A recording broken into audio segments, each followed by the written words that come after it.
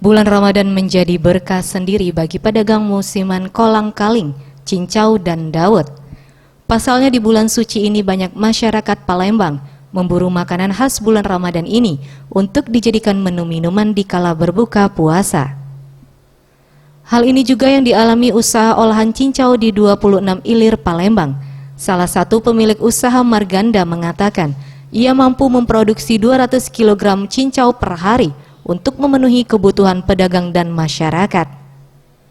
Pembuatan cincau ini untuk bahan cendol dibuat 200 kg per hari. Ada 300 wadah cincau dari 40 kg daun cincau. Kemudian direbus sekitar 5 jam. Agar mengeras adonan tersebut ditaburi menggunakan tepung sagu. Dirinya sengaja menggunakan kayu untuk pembakaran supaya olahannya dapat berbuih. Yang membuat dawet lebih sulit dibandingkan dengan cincau karena takaran harus benar. Dalam proses pembuatan ini mereka tidak pernah menggunakan pengawet. Proses pembuatannya dimulai dari siang sampai sore hari. Setelah selesai, produksi akan langsung diangkut ke pengecer dan agen. Kalau jualan di Palimo, pasar Palimo juga ngembek di sini, di pasar 26 di mana-mana. Kalau nak jual lagi ngembek ke sini. Ngembek dari agen 100.000 itu 20.000 jiko. Cincau, sewadah.